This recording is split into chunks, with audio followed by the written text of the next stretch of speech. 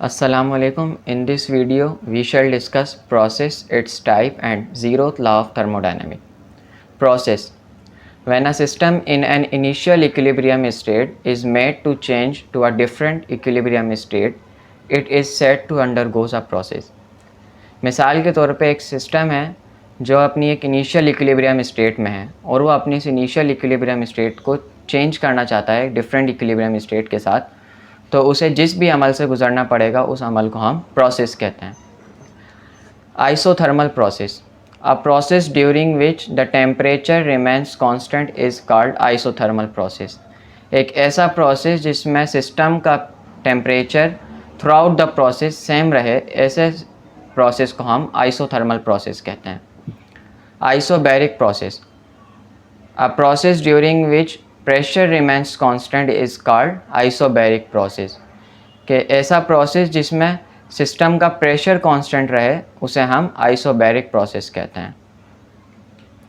Isochoric process, एक ऐसा process जिसमें सिस्टम का वॉल्यूम कांस्टेंट रहे, सिस्टम अपनी इक्विलिब्रियम स्टेट को चेंज करे, एक इक्विलिब्रियम स्टेट से दूसरी इक्विलिब्रियम स्टेट में जाए और उसका वॉल्यूम कांस्टेंट रहे, ऐसे प्रोसेस को हम आइसोकोरिक प्रोसेस और आइसोमेट्रिक प्रोसेस भी कहते हैं। Now we talk about the special process, this is called the adiabatic process. The word adiabatic comes from the Greek word which means not to be passed.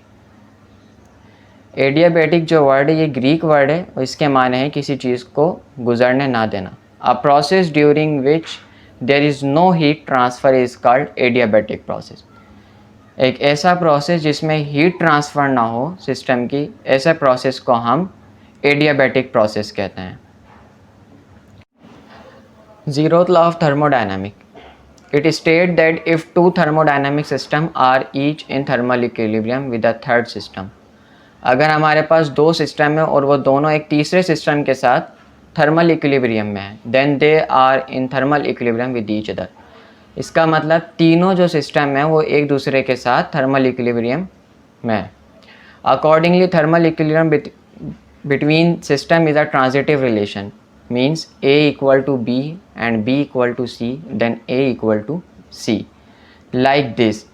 These are the three systems and these are all in thermal equilibrium with each other. This is known as zeroth law of thermodynamics. Now we talk about the importance of zeroth law of thermodynamics.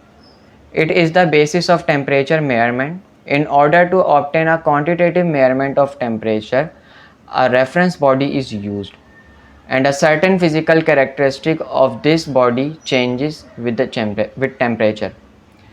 These characteristic is known as thermometric properties and a reference body is called thermometer. फराहम करता है। जब भी हम किसी भी body का temperature mayor करते हैं हमें उसके लिए एक रेफरेंस बॉडी दरकार होती है और उस रेफरेंस बॉडी की कुछ फिज़िकल प्रॉपर्टीज़ होती हैं जो टेम्परेचर के साथ साथ चेंज होती हैं। चूँकि वो प्रॉपर्टीज़ टेम्परेचर के साथ साथ चेंज होती हैं तो इसलिए हम उन प्रॉपर्टीज़ को थर्मोमेट्रिक प्रॉपर्टी कहते हैं। और जो बॉडी रेफरेंस बॉडी हम यूज़ करते हैं टेम्परेचर को मेयर करने के लिए, इसे हम थर्मोमीटर कहते हैं।